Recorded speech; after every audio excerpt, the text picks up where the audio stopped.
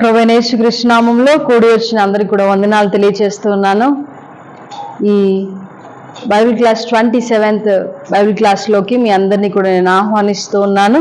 మనం ఈ రోజున ఆనాటి కాలములో అనగా యేసుక్రీస్తు ప్రభుల వారి కాలమందున ప్రాముఖ్యత వహించిన లేదా అనేక సార్లు వినిపించినటువంటి కొన్ని విషయాల గురించి లేదా కొంతమంది వ్యక్తుల గురించి కొన్ని స్థలాల గురించి మనం ఈ రోజున నేర్చుకుందాం. మరి ఎక్కువగా ఏమి కాదు, కేవలము మనం ఇక్కడ 5 సబ్జెక్ట్స్ మాత్రమే ఇవ్వబడ్డాయి. ఎవరెవరి గురించి అనేటువంటి విషయాలు ఈ రోజున మనం నేర్చుకుందాం. ఆనాటి కాలమందున వీరికి ఎంతో ప్రాముఖ్యత ఇవ్వబడినట్టుగా మనం చూస్తున్నాం. మనం ఎక్కువ సార్లు సువార్తలు వెనక చదివినప్పుడు మనకు పరిసయ్యులు అనేటువంటి పదం వినబడతా ఉంటుంది, సద్దుకయ్యులు అనే పదం వినబడతా ఉంటుంది, సమాజ మందిరము అనగా సినగోగు అనేటువంటి పదం మనకు వినబడతా ఉంటుంది. అలాగే కపెర్నహూము అనేటువంటి పదం కూడా మనకు ఎక్కువగా వినబడుతుంది. అలాగే ద్రాక్ష రసం అనేటువంటి పదం కూడా మనము అనేక సార్లు యేసుక్రీస్తు ప్రభుల వారు కూడా మనం వాడినట్టుగా చూస్తాం. అంటే సో ఈ పదాలకు అంటే ఎందుకని ఇంత ప్రాముఖ్యత వహించింది, అనేక మార్లు ఎందుకని వ్రాయబడ్డాయి అనేటువంటి కొన్ని సంగతులను ఈ రోజున మనము నేర్చుకుందాం. మొదటిగా పరిసయ్యులు అంటే ఎవరు, పరిసయ్యులు అంటే ఎవరు అనేటువంటి విషయాన్ని మనం చూద్దాం. వారికి ఇవ్వబడినటువంటి ప్రాముఖ్యత ఏమిటి, ఆనాటి కాలమందున వీరు ఎందుకని అంత ప్రత్యేకంగా ఉన్నారు అనేటువంటి సంగతులు చూద్దాం. పరిసయ్యులు యూదుల జాతిలో ఒక ముఖ్యమైన తెగవారు. వీరు యూదా ప్రజలందరిలో కూడా ఒక ముఖ్యమైనటువంటి తెగవారుగా మనము చూడవచ్చు. వీరు బబులోను చెర నుండి విడిపించబడిన తర్వాత వీరు ఏర్పడ్డారు. ఎప్పుడు ఏర్పడ్డారు వీరు అనగా నెబుకద్నెజరు రాజు కొనిపోయాడు కదా చెరలోనికి. అనగా బహుశా ఒక క్రీస్తు పూర్వం 600 సంవత్సరాల కాలములో ఇర్మియా ప్రవక్త, యెషయా ప్రవక్త, ఇర్మియా ప్రవక్త, ఆ ప్రవక్తలందరూ ప్రవచించిన సమయం అందున మనము చూస్తాము. ఆ కాలములో వారందరూ కూడా చూస్తాం ఇశ్రాయేల్ ప్రజలని బబులోను దేశానికి బానిసలుగా తీసుకొని వెళ్తారు. ఆ తీసుకొని వెళ్ళిన తర్వాత మరలా 70 సంవత్సరాల తర్వాత వారు విడిపించబడి దేశానికి తిరిగి వచ్చినప్పుడు అక్కడ నుండి ఉద్భవించినటువంటి వారే ఈ పరిసయ్యుల తెగవారు. వీరు బహుశా చెప్పుకోవచ్చు ఏంటంటే ఎజ్రా నుండి ఆరంభమైంది ఈ యొక్క తెగ అని చెప్పుకోవచ్చు. ఎవరి నుండి ఆరంభమైంది, ఎవరి నుండి చెప్పాలి? ఎజ్రా.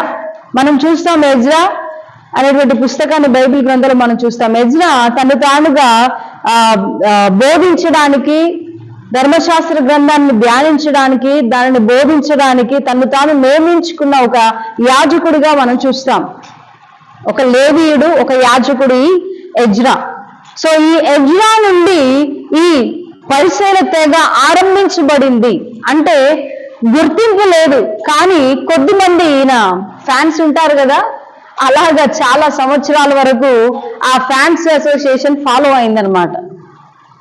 తర్వాతకి ఏం జరిగిందని అంటే మనం చూస్తాము ఎజ్రా నుండి ఆరంభించబడి ఇక తర్వాత వారు మాత్రం ప్రత్యేకంగా ఏర్పడింది, తమను తాము సొంతగా ఒక తెగగా ఏర్పాటు చేసుకుని ఒక గుర్తింపు లోనికి వచ్చింది. ఏ కాలము అని అంటే క్రీస్తు పూర్వం 2వ శతాబ్దంలో వీరు తమను తాము ప్రత్యేకించుకున్నారు. తమ తాము ఒక తెగగా ఏర్పాటు చేసుకున్నారు. హల్లెలూయా. ఏ శతాబ్దంలో? క్రీస్తు పూర్వం 2వ శతాబ్దంలో తమను తాము ఇక ప్రత్యేకించుకున్న ఒక తెగగా ఏర్పడ్డారు ఈ పరిసయ్యుల తెగవారు. వీరికి అస్సీడియన్స్ అనేటువంటి వారు అనగా ఒక దేవునికి విశ్వసనీయమైనటువంటి వారు. అస్సీడియన్స్ అంటే మన తెలుగులో అసిదయ అనేటువంటి గుంపు ఈ పరిసయ్యుల తెగకు మద్దతుగా నిలిచేదట. అయితే వీరు మనం చూస్తాము 76 క్రీస్తు పూర్వము 2వ శతాబ్దంలో వీరు తమను తాము ప్రత్యేకించుకున్నట్టుగా మనము చూస్తాం. ఇక వీరు సన్హెద్రిన్ సభలో వీరి యొక్క ఆధిపత్యం అనేది స్పష్టంగా మనం చూస్తాం. సన్హెద్రిన్ సభ ఉంది కదా, సన్హెద్రిన్ సభలో వీరి యొక్క ఆధిపత్యం అనేది మనము స్పష్టంగా చూస్తాం. వీరైతే మనము గమనించినట్లయితే చాలా ఆచారాలకు ఎక్కువగా ప్రాముఖ్యతనిచ్చినట్టుగా మనం చూస్తాం. పరిసయ్యుల తెగవారు దేనికి ప్రాముఖ్యతనిచ్చేవారు? ఆచారాలకు ఎక్కువగా ప్రాముఖ్యతనిచ్చేటువంటి వారు. అనగా భోజనం చేసేటప్పుడు ఇలాగే భోజనం చేయాలి, ఓకే, దశమ భాగం విషయంలో ఇలాగే దశమ భాగం ఇవ్వాలి, లేదంటే ఇతరుల విషయంలో ఇప్పుడు ధర్మశాస్త్రం ఏమని చెప్తుంది? కంటికి కన్ను పంటికి పన్ను అని అంటే అలాగే చేయాలి, ఇంకా దాన్ని మార్చేది లేదు. అంటే ఉన్నది ఉన్నట్టుగా మక్కిగా పట్టేటువంటి వారు, పట్టేటువంటి వారు, బట్టి విధానం అన్నమాట. సో ఈ విధంగా వీరు ఎక్కువగా ఆచారాలకు, మతాచారాలకు, వ్యవహారాలకు, సాంప్రదాయ పద్ధతులకు బాగా ఎక్కువగా విలువనిచ్చినట్టుగాను, వారిని దాన్ని అనుసరించినట్లుగాను మనము చూస్తాం. వీరు క్రీస్తు కాలంలో, యేసుక్రీస్తు ప్రభుల వారి కాలంలో ఒక 6,000 మంది పరిసయ్యులు ఉన్నట్టుగా మనం చూస్తాం. 6,000 మంది పరిసయ్యులు క్రీస్తు కాలంలో, యేసుక్రీస్తు ప్రభుల వారి కాలంలో ఎంతమంది ఉన్నారు? 6,000 మంది సంఖ్య. 6,000 మంది మాత్రమే ఉండేటువంటి వారు. ఇంకా వీరిలో ఏంటంటే ఎదురులేని నాయకులు ఉన్నారంట. వీరందరూ కూడా ఎదురులేని నాయకులు. తాము చాలా నిష్ఠగాను, నియమం కలిగినటువంటి వారు, ఆచారం విషయంలో తగ్గని వారు, భక్తి విషయంలో నిష్ఠ కలిగినటువంటి విషయాలలో అన్ని విషయాలు తగ్గని వారుగా ఉన్నారు. కాబట్టి బాగా రోషము కలిగిన వారుగాను, పౌరుషం కలిగిన వారుగాను, ఎదురులేనటువంటి వారుగా, నాయకులుగా వీరు ఉన్నట్టుగా మనము చూస్తాం. అలాగే మనము చూస్తాము, వీరు పునరుద్ధానమును, దేవదూతలను నమ్మేటువంటి వారు. ఎవరిని నమ్ముతారు? దేన్ని నమ్ముతారు? పునరుద్ధానమును,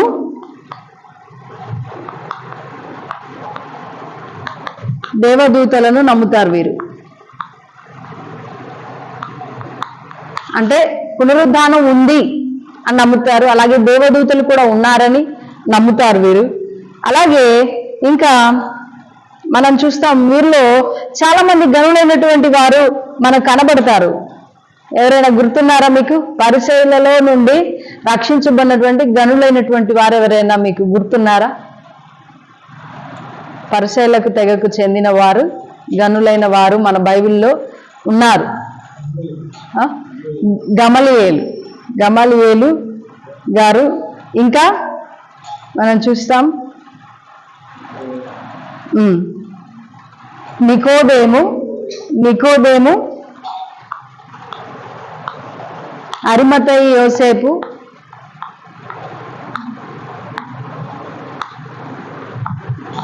ఇంకా పౌలు గారు కూడా పరిసయ్యులే.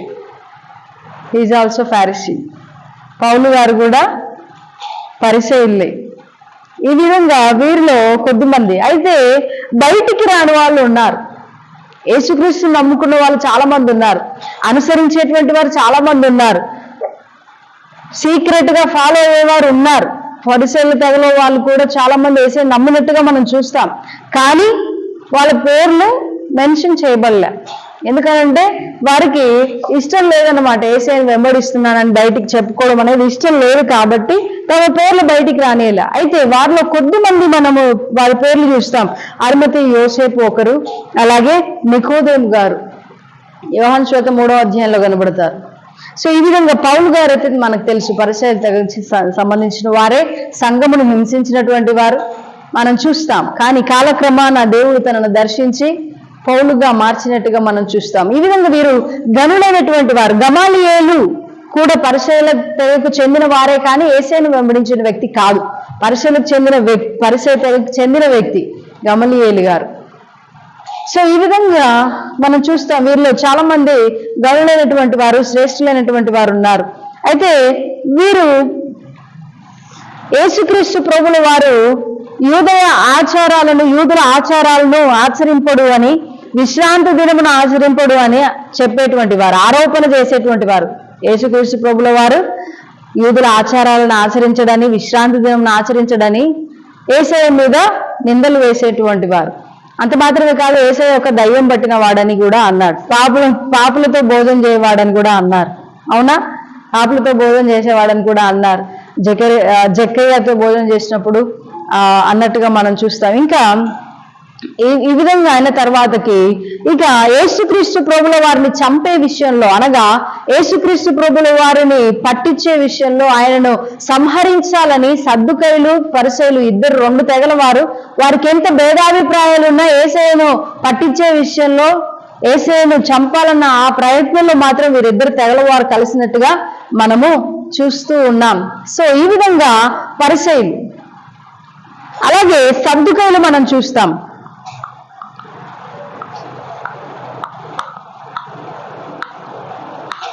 సద్దుకైల తెగవారు కూడా సాదోకు అనేటువంటి పేరును బట్టి కలిగింది. సద్దుకైలు అనేటువంటి మాట, సాదోకు అనేటువంటి పేరుకు నీతిమంతుడని అర్థం.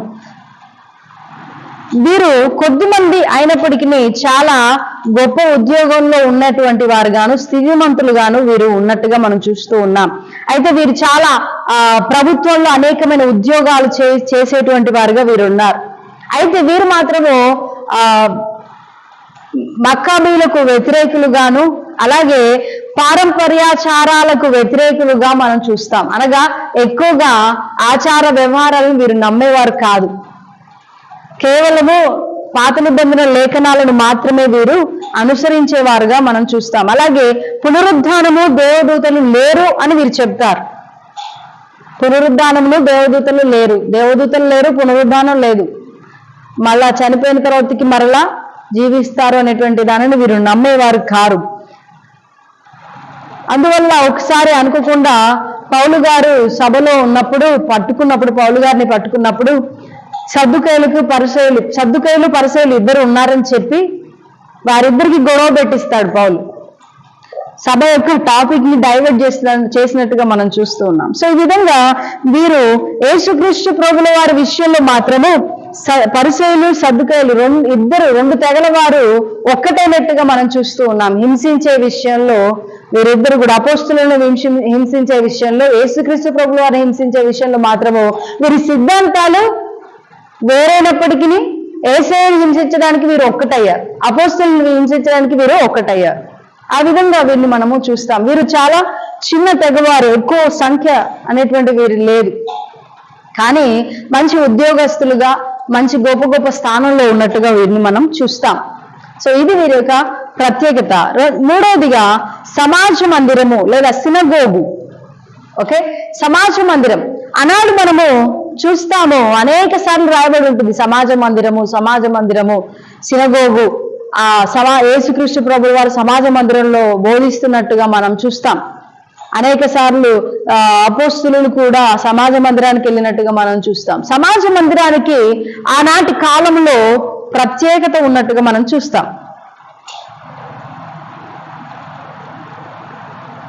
ఈ సమాజ మందిరము అనేది ఏమిటి అని అంటే, యూదులు తమ ఆరాధన కొరకు దీనిని కట్టించుకున్నట్లుగా మనం చూస్తాం. ఎవరు కట్టించుకున్నారు వీటిని?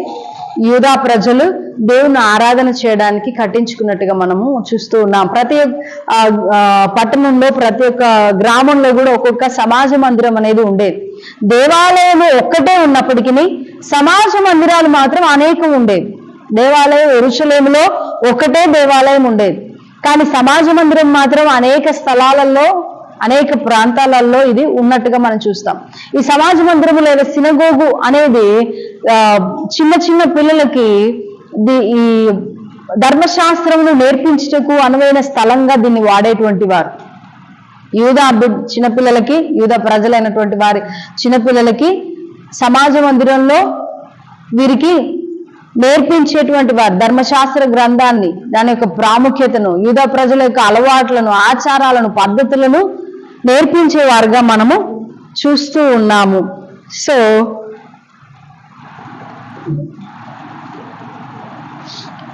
దేవాలయం పాడైపోయినప్పుడు, ప్రజలు చెరలో ఉన్నప్పుడు దీన్ని కట్టడం ఆరంభించినట్టుగా మనం చూస్తాం. ఎప్పుడు? దేవాలయం పాడైపోయినప్పుడు, బబులోను చెరకు కొనుక్కోబడినప్పుడు, ఆ సమయంలో సమాజ మందిరాన్ని కట్టుకోవడం మనం చూస్తాం. అది ఇక కొనసాగించబడి యూదా ప్రజలు ఎక్కడున్నా వారు తమ కొరకు ఒక సమాజ మందిరాన్ని కట్టుకోవడం అనేది ఆరంభించారు. యేసుక్రీస్తు యొక్క సమయంలో, ఆ కాలంలో ఏం చేసేవారు? సమాజ మందిరంలో, అనేక సమాజ మందిరాల్లో బోధించడం మనము చూస్తాం. ఈ సమాజ మందిరాన్ని అన్ని దేశాలలో కూడా ఎక్కడెక్కడికి చెదిరిపోయినా కూడా అక్కడక్కడ ఈ యూదా ప్రజలు కట్టుకోవడం అనేది మనం గమనిస్తాం. ఎక్కడికైతే వారు చెదిరిపోతారో, ఎక్కడికైతే వాళ్ళు వెళ్తారో, ఎక్కడికి వెళ్ళినా వారు మాత్రం సమాజ మందిరాన్ని కట్టుకొని అక్కడ ప్రార్థన చేసుకోవడం అనేది వీరు చేస్తూ ఉండేటువంటి వారు. అలాగే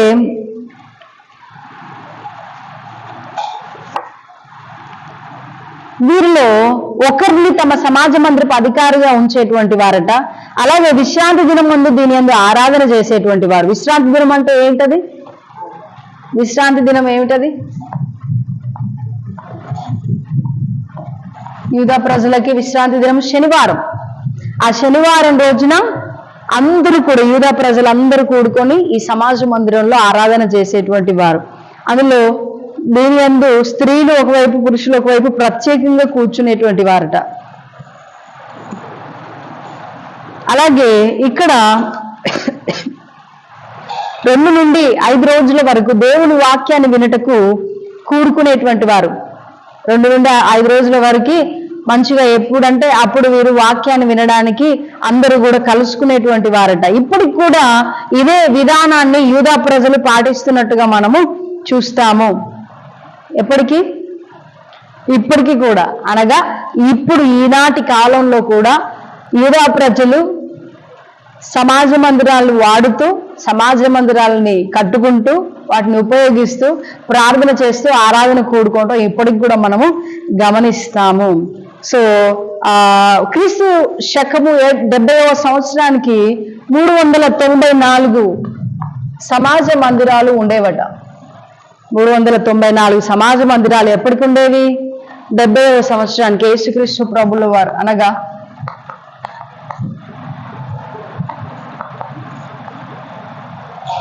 క్రీస్తు శకం 70వ సంవత్సరానికి 394 సినగోగులు ఉండేవట. సో ఈ విధంగా సమాజ మందిరానికి చాలా ప్రత్యేకత ఉన్నట్లుగా మనము చూస్తూ ఉన్నాం. సమాజ మందిరం అనేది యూదుల యొక్క మత కేంద్రము. వారి ఆచారాలకు కానీ, వారి పద్ధతులకు కానీ ఇది ఒక కేంద్రమై ఉంది. దీన్ని ఎప్పుడు వారు మర్చిపోరు. ఆరాధన క్రమాన్ని మర్చిపోరు, ఆ పద్ధతులను మర్చిపోకుండా దాన్ని కంపల్సరీగా పాటించడం అనేది నేర్చుకునేటువంటి వారు. అందరూ యూదులు కూడా దీనిని పాటించడం నేర్చుకుంటారు. ఈ రోజున కాలాల్లో మనము ఒక ఆదివారము, ఒక ఆదివారం, 2 ఆదివారాలు మిస్ అయిపోవడం మనకు పెద్ద ఏమనిపించదు, బాధగా అనిపించకపోవచ్చు. ఒక ఆదివారం మిస్ అయిపోయినా ఏం కాదులే, 2 ఆదివారాలు మిస్ అయిపోయినా ఏం కాదులే అని అనిపిస్తుంది దాని క్రైస్తవ సమాజానికి.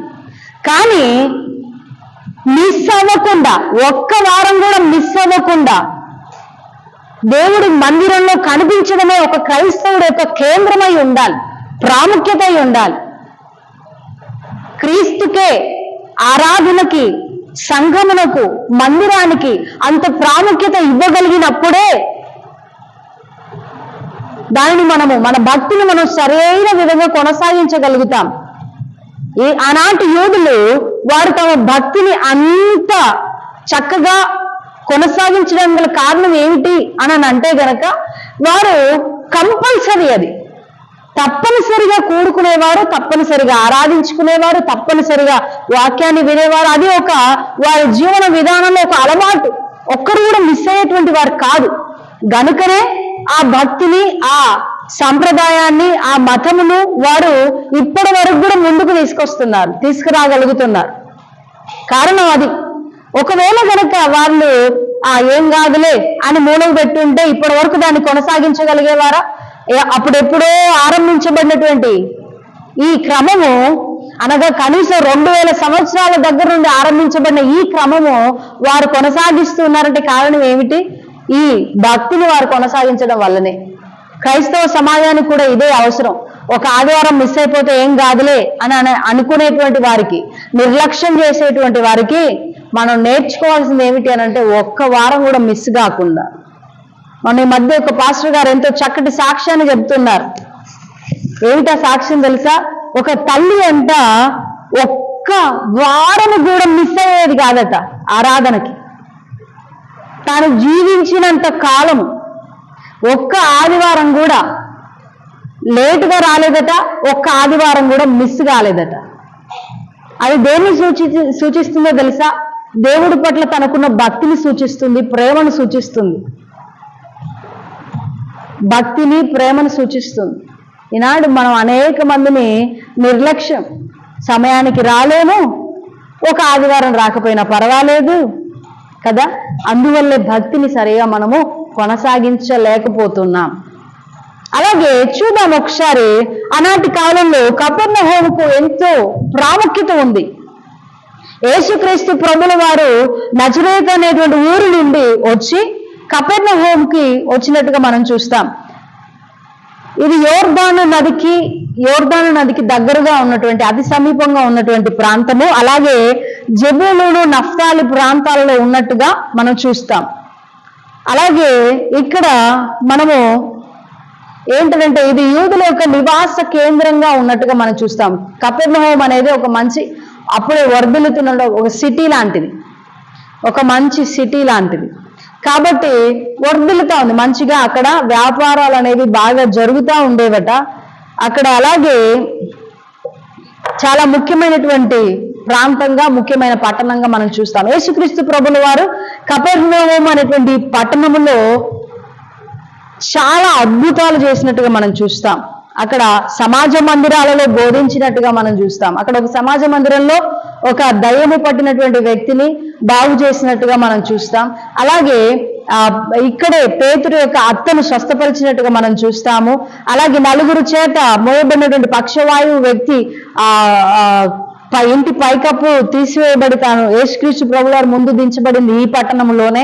అలాగే ఇక్కడ అనేకమైనటువంటి అద్భుతాలు జరిగాయి. అవేంటంటే పన్ను కోసమని, షెకేలు కోసం అని చెప్పేసి పేతురును పంపించినప్పుడు ఈ పట్టణం దగ్గర నుండే వెళ్ళి పేతురు గారు వల వేసినట్టుగాను ఒక చిన్న చేపను పట్టుకుంటే ఆ చేపలో షెకెలు ఉన్నట్టుగా దొరికినట్టుగా మనం చూస్తూ ఉన్నాం.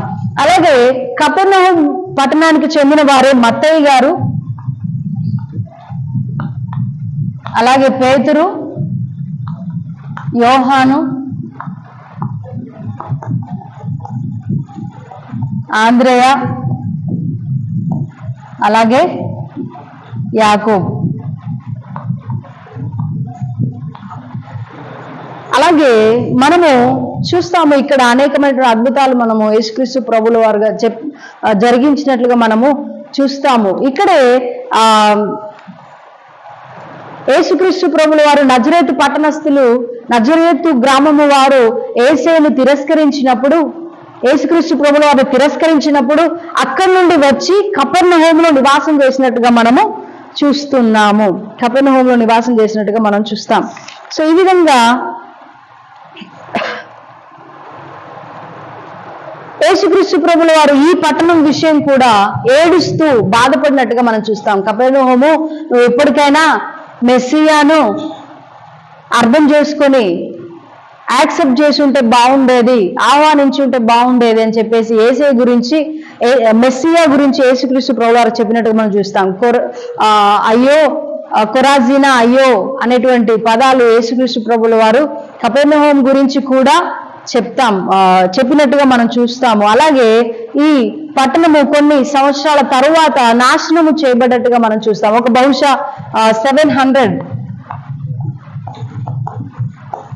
700 AD అంటే క్రీస్తు శకము 700 సంవత్సర కాలంలో ఇది నాశనం చేయబడినట్టుగా మనం చూస్తాం. ఇప్పుడు దాని ఆనవాళ్ళు ఏవి లేవు, కేవలం అక్కడక్కడ సమాజ మందిరం అని అక్కడక్కడ జస్ట్ కేవలం ఆనవాళ్ళు మాత్రమే మనం చూస్తాం. అలాగే పేతురు గారి ఇంటిపైన ఒక పెద్ద మందిరాన్ని కట్టడం చూస్తాము. సో ఈ విధంగా కొన్ని ఆనవాళ్ళు మాత్రమే కపెర్నహూములో ఇప్పుడు ఉన్నాయి. ఇక ఆనవాళ్ళు లేని పట్టణంగా అది చేయబడింది. సో ఈ విధంగా కపెర్నహూము అనేటువంటి పట్టణము అనేకమైనటువంటి అద్భుతాలు చేయబడినటువంటి పట్టణం. యేసుక్రీస్తు ప్రభుల వారు ఎక్కువ అద్భుతాలు చేసింది ఈ పట్టణంలోనే, అనేక మందిని స్వస్థపరిచింది ఈ పట్టణంలోనే. ఒక కుష్టి రోగులను స్వస్థపరిచింది ఈ పట్టణంలోనే. ఈ విధంగా అనేకమైన అద్భుతాలు ఎక్కువగా యేసుక్రీస్తు ప్రభుల వారు ఉన్నది ఈ పట్టణంలోనే. కాబట్టి ఈ పట్టణానికి ఎంతో ప్రాముఖ్యత ఉన్నట్లుగా మనము చూస్తూ ఉన్నాము. అలాగే నెక్స్ట్ టాపిక్ ఏంటి అంటే ద్రాక్షారసం. ద్రాక్షారసమునకు ఎక్కువగా మనం చూస్తాము, ద్రాక్షారసం అనున్నది ఒక సర్వసాధారణంగా ఎక్కువగా ఉపయోగించేటువంటిది యూదా ప్రజలు ఆనాటి కాలం నుండే ద్రాక్షారసాన్ని తమ భోజన పదార్థాలలో ఒకటిగా, ఇప్పుడు మనం నీళ్ళు ఎలా పెట్టుకుంటాం రా, అన్నం తినేటప్పుడు నీళ్లు పోసుకుంటాం నీళ్లు తాగడం కోసం, జగ్గులలో, మగ్గులలో, గ్లాసులలో మనం పెట్టుకుంటాం. ఏంటి? వాటరు అన్నం తినేటప్పుడు తాగడానికి. తమనైతే ఎక్కువగా తాగుతాడు వాటర్. సో ఈ విధంగా ద్రాక్షారసం అనేది కూడా వాళ్ళ భోజన పదార్థాలలో ఒక డైట్, ఎవ్రీడే, ప్రతిరోజు కూడా అది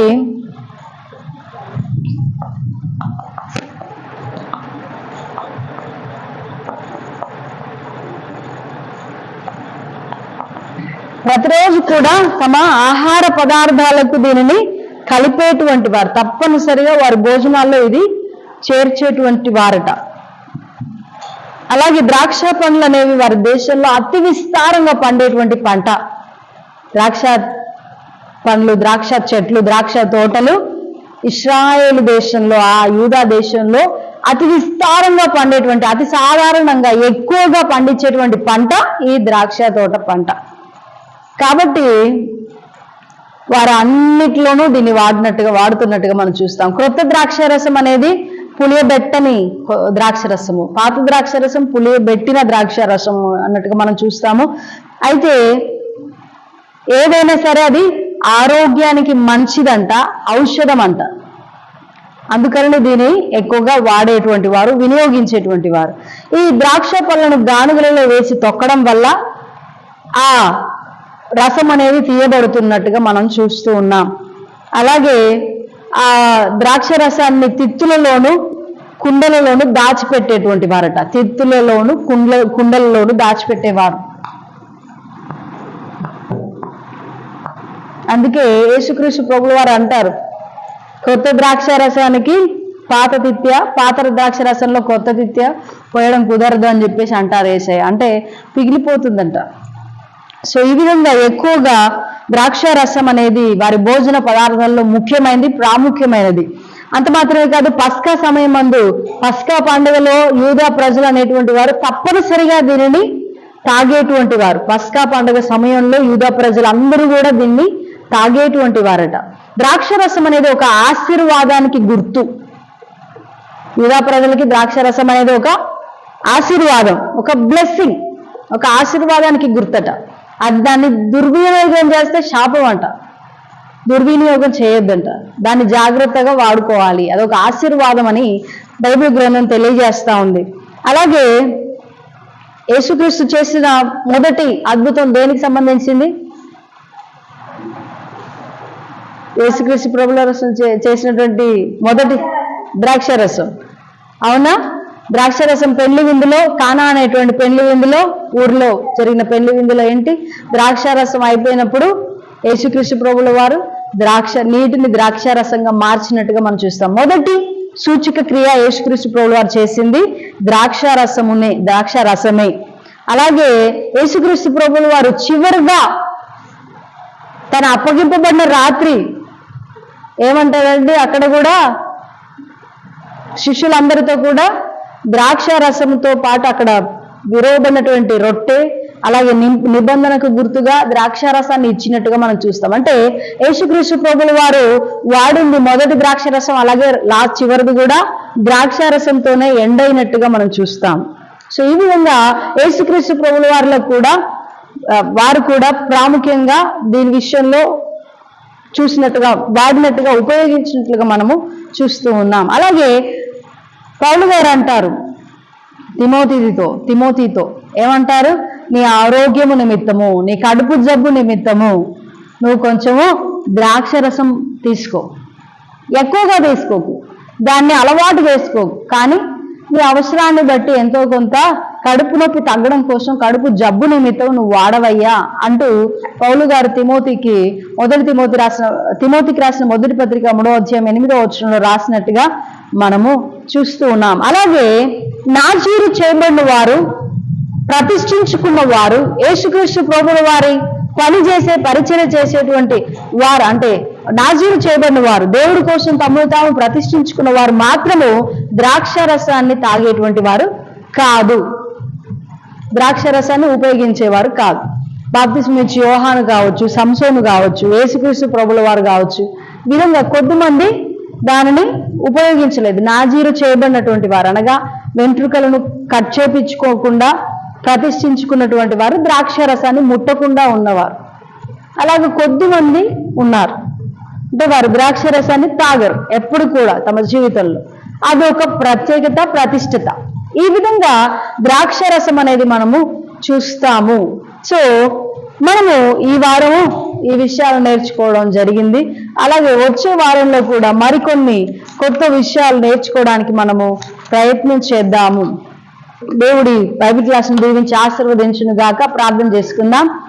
మహాగోప దేవుడా, యేసయ్యా తండ్రి, నీకు వందనాలు, స్తోత్రాలు ప్రభువా. ఈ బైబిల్ క్లాస్లో అనేకమైన కొత్త విషయాలు నేర్చుకుంటూ మీరు సహాయం చేసినందుకు వందనాలు ప్రభువా. వచ్చే క్లాస్లో కూడా అనేకమైన కొత్త విషయాలు నేర్చుకుంటూ కృప చూపించమని ఆయా బిడ్డలందరినీ మీరు దీవించి ఆశీర్వదించండి. యూట్యూబ్లో వింటున్న బిడ్డలందరినీ కూడా మీరు దీవించు. యేసుక్రీస్తు నామములో అడిగి వేడుకొంచున్నాం తండ్రి. ఆమేన్, ఆమేన్, ఆమేన్. Thank you all. God bless you all.